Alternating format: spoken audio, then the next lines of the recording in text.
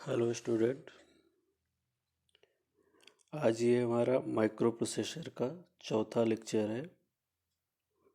तो इस लेक्चर में हम 8255 प्रोग्रामेबल पेरिफेरल इंटरफेस के बारे में पढ़ेंगे। ठीक। तो इसमें क्या क्या पढ़ना है आपको, इसका ब्लॉक डायग्राम, 8255 होता क्या है, इसके क्या मोड होते हैं, इसके पिन डायग्राम। ये 5 नंबर के क्वेश्चन में पूछा जाता है। तो शुरू करते हैं 8255 को। तो जैसे कि यहाँ पे मैंने लिख के रखा है कि प्रोग्रामेबल पेरिफेरल इंटरफेस 8255, पहले ये जानते हैं कि होता क्या है। तो 8255 प्रोग्रामेबल पेरिफेरल इंटरफेस एक आईसी है जिसको माइक्रो प्रोसेसर की इनपुट आउटपुट इंटरफेसिंग की क्षमता को बढ़ाने के लिए बनाया गया था। तो बेसिकली होता क्या था कि जो 8085 माइक्रो प्रोसेसर था, तो उसमें जैसे जो बाहरी डिवाइस हैं, जैसे जिसको हम पेरीफेरल्स कहते हैं, जैसे आप मान लीजिए सीपीयू के साथ जिनको हमें बाहर से जोड़ना है, जैसे कीबोर्ड हो गया, प्रिंटर हो गया, माउस, तो ये सब क्या कहलाएंगे, इसकी पेरीफेरल्स कहलाएंगे। तो 8085 में इनको कनेक्ट करने में क्या होती थी, दिक्कत होती थी। तो इस समस्या को दूर करने के लिए 8255 आईसी बनाई गई। तो ये क्या करती है, जो इंटरफेसिंग की समस्या उत्पन्न हो रही थी 8055 में, तो 8086 में उसको ये दूर करती है। तो यहाँ से अगर इसकी परिभाषा लिखना चाहें आप, तो लिख सकते हैं कि प्रोग्रामेबल पेरिफेरल इंटरफेस 8255 एक सामान्य purpose programmable input output device है जिसको माइक्रो प्रोसेसर को आउटसाइड द वर्ड, जैसे एडीसी मतलब analogue to digital converter, DAC digital to analogue converter, या कीबोर्ड आज से कनेक्ट करने के लिए बनाया गया था। अब इसका जैसे यहाँ से इसका नाम से आप देख रहे हो कि क्लियर है कि प्रोग्रामेबल और पेरीफेरल इंटरफेस। तो प्रोग्रामेबल का मतलब इसकी हम प्रोग्रामिंग कर सकते हैं, पेरीफेरल्स का मतलब जो डिवाइस हम बाहर से जोड़ रहे हैं, आउटपुट डिवाइस आप इनको कह सकते हो, मतलब जो बाहर से हम जो भी डिवाइस अपने माइक्रो प्रोसेसर के साथ जोड़ रहे हैं। और इंटरफेस का मतलब क्या हो गया, जोड़ना। तो अब इसमें क्या होता है, इस 8255 को हम लगभग जो भी हमारे पास माइक्रो प्रोसेसर हो, चाहे 8085 हो, 8086 हो, 8086A हो, इन सभी के साथ इसको क्या कर सकते हैं, हम यूज कर सकते हैं और इसकी हम प्रोग्रामिंग कर सकते हैं। अब इसमें होता क्या है कि अब इसका जब ब्लॉक डायग्राम देखेंगे तो उस वहाँ से पता चलेगा। यहाँ से समझ लीजिए कि 8 बिट के by directional input output port होंगे, और इन तीन मतलब 8 बिट के तीन हुए, और तीनों को नाम दे दिया जाता है पोर्ट ए, पोर्ट बी और पोर्ट सी। अब इसके ब्लॉक डायग्राम देखते हैं तो उससे हमें कुछ और ज़्यादा चीज़ें क्लियर होंगी। तो ये 8255 का ब्लॉक डायग्राम है। यहाँ पे आप देख रहे हो कि इसको दो ग्रुप में डिवाइड किया जाता है, एक ग्रुप ए कंट्रोलिंग और ग्रुप बी कंट्रोलिंग। तो कंट्रोलिंग के लिए इसको दो ग्रुप में डिवाइड कर दिया जाता है। यहाँ से ये जो इस तरीके से ये दिख रहा थी 8 बिट की बाई डायरेक्शनल जो भी इंटरनल बस है, ये भी बस है, ये बस है, ये सभी क्या है, यहाँ से बस है जो क्या करेंगे, डाटा को एक स्थान से दूसरे स्थान तक ले जाएंगे।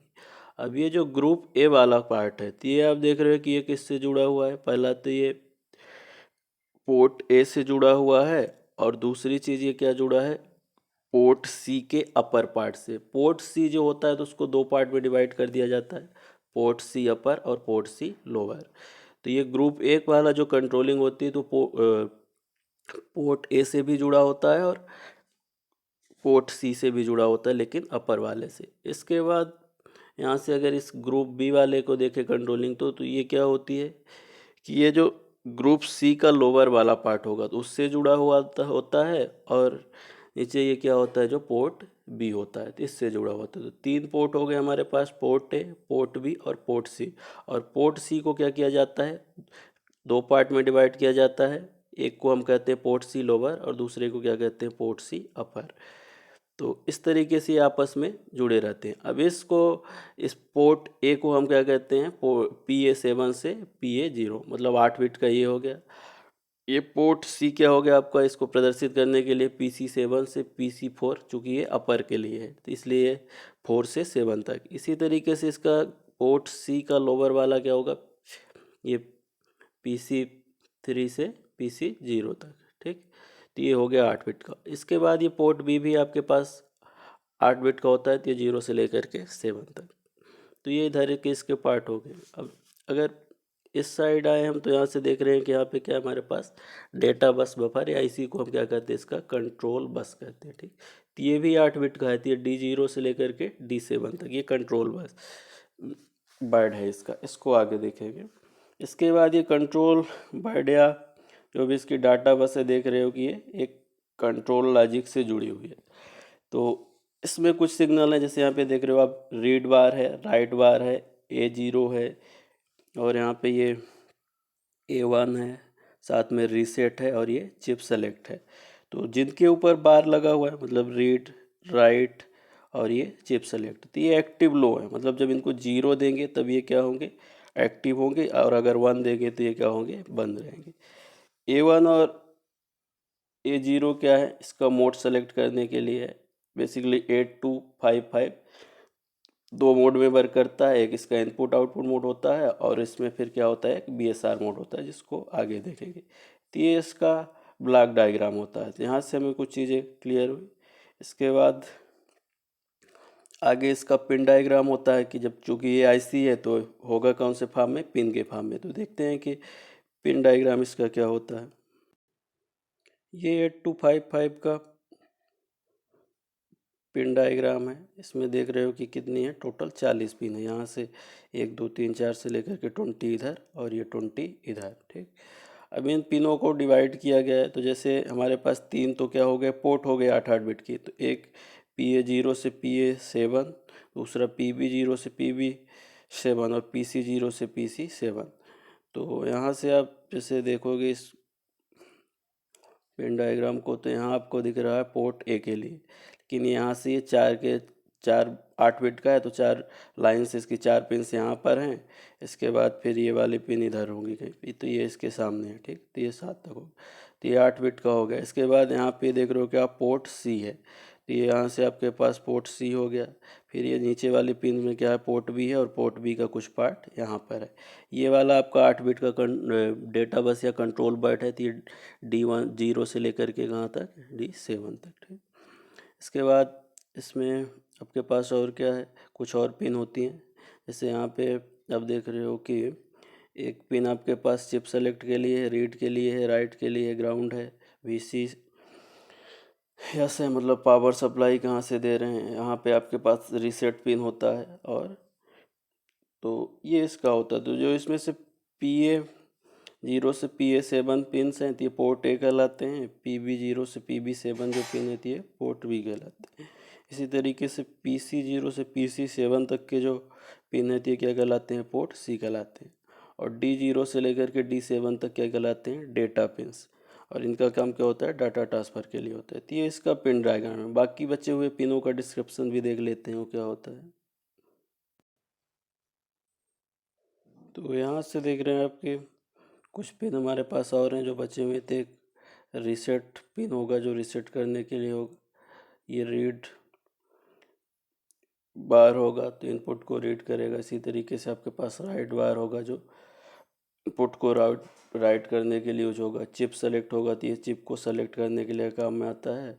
और A1 और A0 क्या है, इसके एड्रेस पिन है, ठीक। अब ये 2 मोड में वर्क करता है, जैसे आपको पहले बताया गया कि एक इनपुट आउटपुट मोड होगा और एक बिट सेट रीसेट मोड होगा। तो इस मोड को समझने के लिए पहले इसका कंट्रोल वर्ड समझना पड़ेगा। तो इस स्लाइड से पहले मैं क्या करता हूँ, आपको कंट्रोल वर्ड समझाता हूँ।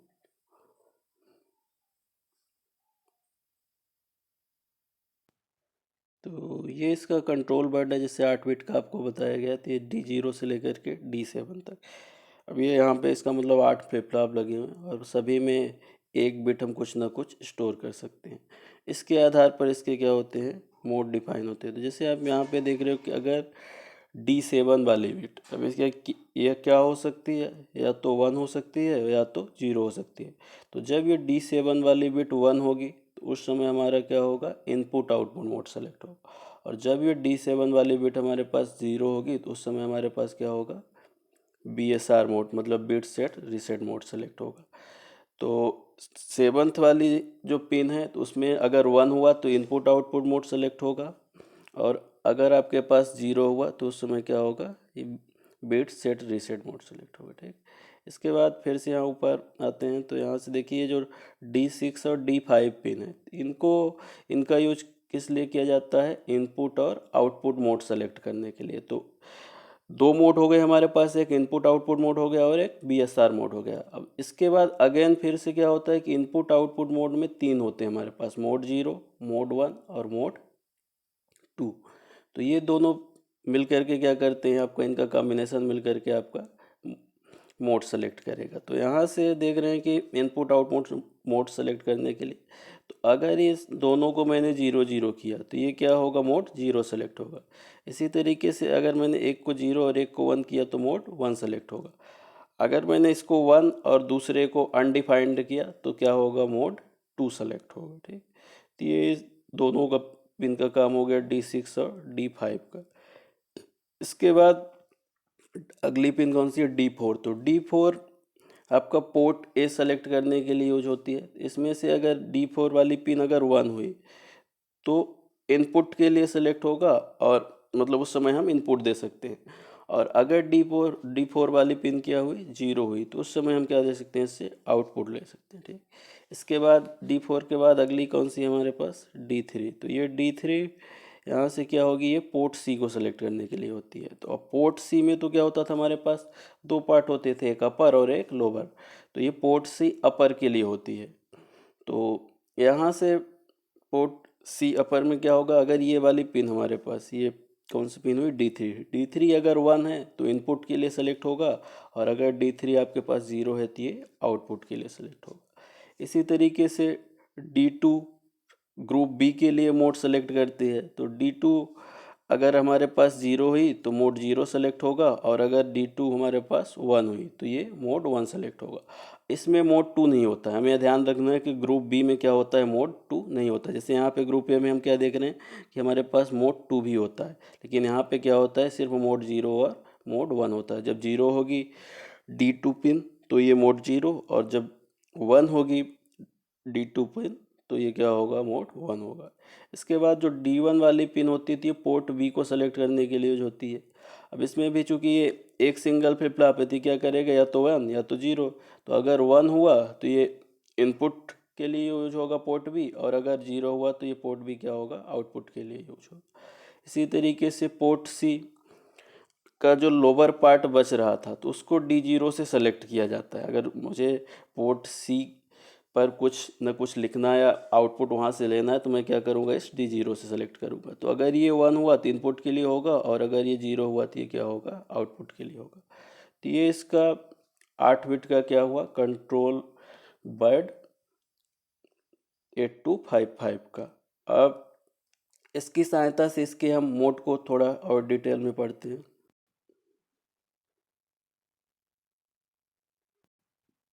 इनपुट आउटपुट मोड के 3 पार्ट कौन से हुआ, पहला मोड 0 हुआ, दूसरा मोड 1 हुआ, और तीसरा क्या होगा, मोड 2 होगा। तो मोड 0 क्या होता है कि इस मोड में जब भी मोड 0 में अगर वर्क कर रहा है तो हम तीनों पोर्ट्स को या तो इनपुट की तरह यूज कर सकते हैं या तो आउटपुट की तरह यूज कर सकते हैं, आउटपुट पोर्ट या इनपुट पोर्ट की तरह यूज कर सकते हैं। चाहे तो मैं कुछ डेटा माइक्रो प्रोसेसर को दे सकता हूँ, या माइक्रो प्रोसेसर से मैं कुछ डेटा बाहर भी ले सकता हूँ। ये मोड 0 के लिए होता है। हाँ, लेकिन इस समय क्या होता है, कोई भी इंटरप्ट हैंडल नहीं हो सकता। अगर कोई सिग्नल हमारे पास आ रहा है इसका इमरजेंसी, तो उसको ये हैंडल नहीं कर पाएगा। तो ये मोड 0 होता है। इसके बाद मोड क्या होता है, दूसरा मोड 1। तो इसमें क्या होता है, hand shake input output mode या फिर इसको स्ट्रब्ड इनपुट आउटपुट मोड भी कहते हैं, ये इस पे यूज किया जाता है। लेकिन इसमें क्या होता है कि पोर्ट ए अथवा पोर्ट बी ही क्या कर सकते हैं, इनपुट और आउटपुट पोर्ट की तरह कार्य कर सकते हैं। और इसमें से जो इस समय पोर्ट सी के बिट होंगी तो वो क्या होंगी, हैंड शेकिंग सिग्नल की तरह यूज होंगी। ठीक,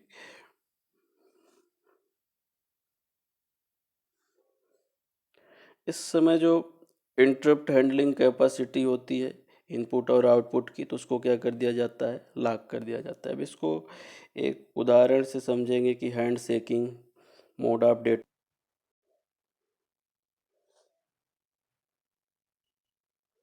तो handshaking mode of data transfer में क्या होता है कि जैसे मान लीजिए कि आपके पास एक सीपीयू है और एक क्या है, उससे हमने प्रिंटर जोड़ रखा है। सिंपल सा एक कंप्यूटर के साथ हमने क्या जोड़ के रखा है, प्रिंटर जोड़ के।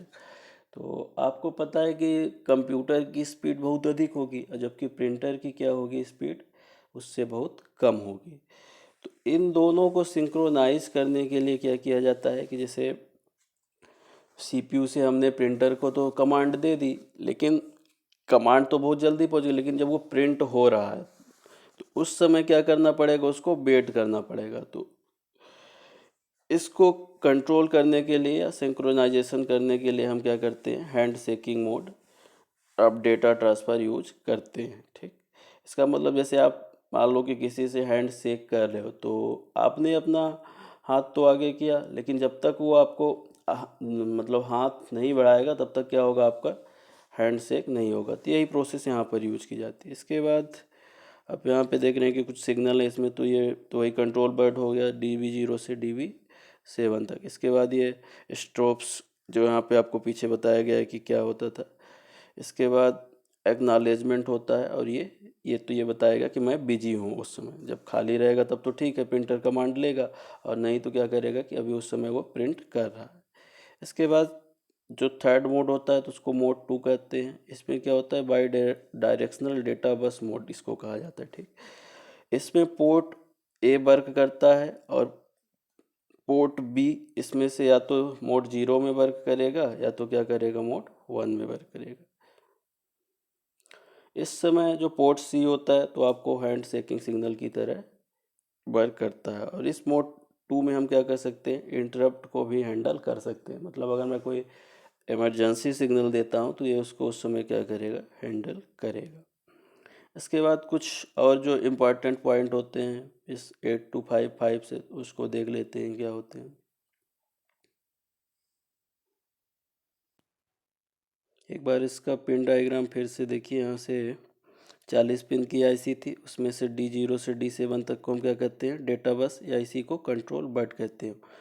PA0 से PA7 इसका पोर्ट ए कहलाता है। PB0 से PB7 इसका पोर्ट बी कहलाता है। PC0 से लेकर के PC7 तक इसको हम क्या कहते हैं, पोर्ट सी कहते हैं। CS आपका चिप सेलेक्ट होता है। A0 A1 इसके एड्रेस पिन कहलाते हैं। RD इनपुट रीड करने के लिए और WR आउटपुट रीड करने के लिए, सॉरी राइट करने के लिए। इसके बाद रीसेट तो इनपुट रीसेट करने के लिए। VCC 5 वोल्ट की, और ये ग्राउंड, तो ग्राउंड का मतलब 0 वोल्ट। कुछ और फीचर्स जो होते हैं इसके देख लीजिए। तो ये 40 पिन की एक आईसी होती है जो 5 वोल्ट की रेगुलेटेड डीसी सप्लाई पे वर्क करेगी। इसमें से पोर्ट सी होता है, जैसे आपको पहले बताया गया। तो पोर्ट सी क्या होगा, दो पार्ट में डिवाइड रहेगा, एक लोअर पार्ट और एक क्या होगा, इसका अपर पार्ट। ठीक, अब ये पोर्ट सी की खासियत क्या होती है कि ये या तो BSR मोड में वर्क करेगा या फिर इनपुट आउटपुट मोड के 0 में भी वर्क कर सकता है। ठीक, पोर्ट बी क्या कर सकता है, या तो ये मोड 1 या फिर इनपुट आउटपुट मोड किसी में भी वर्क करेगा। इसके बाद जो पोर्ट 1 होता है तो ये या तो 0 1 या 2 किसी में भी इनपुट आउटपुट मोड के में वर्क कर सकता है। ठीक, अब इसको जैसे यहाँ पे ब्लॉक डायग्राम को हमने दो पार्ट में बांटा था। तो एक को हम क्या कहते थे, कंट्रोल ग्रुप ए, और दूसरे को क्या कहते थे, कंट्रोल ग्रुप बी। तो कंट्रोल ग्रुप ए आपको ब्लॉक डायग्राम में बताया गया है कि किससे कनेक्ट होता है, और बी भी बताया गया है कि ये किससे कनेक्ट होता है। ठीक, अब ये चिप सेलेक्ट सिग्नल और A1 A0 को सेलेक्ट करके हम क्या करते हैं, इसके मोड या पोर्ट सेलेक्ट करते हैं कि कौन से, जैसे इसमें 3 पोर्ट हो गए तो कौन से पोर्ट से हमें क्या है, डाटा इनपुट करना है या उससे डाटा आउटपुट करना है। तो इसके लिए हमें क्या करना पड़ता है, इस चिप सेलेक्ट सिग्नल और A1 A0 को सेलेक्ट करना पड़ता है। ठीक, तो इसको कैसे सेलेक्ट करते हैं इसको देखते हैं। तो इस टेबल से देखिए कि एक हमारे पास क्या हो गया, चिप सेलेक्ट बार सिग्नल हो गया। मतलब ये क्या है, एक एक्टिव लो सिग्नल है। जब 0 देंगे तब ये वर्क होगा, ये पिन काम करेगी, और अगर ये 1 हुआ तो उस समय ये क्या करेगी, पिन काम नहीं करेगी। A1 और A0 आपके एक्टिव हाई सिग्नल हैं। इनकी जब वर्किंग तभी होगी जब ये 1 पर होगी। ठीक, इसके बाद अब देखिए इन तीनों के कॉम्बिनेशन से हम कैसे पोर्ट को सेलेक्ट करते हैं। तो इसके बाद यहाँ से जैसे मैंने पहले क्या किया, चिप सेलेक्ट को 0 वोल्ट भेजा, और उस समय अगर मैं A1 को और A0 पिन को भी 0 0 करता हूँ तो इस समय क्या सेलेक्ट होगा, मेरे पास पोर्ट A सेलेक्ट होगा।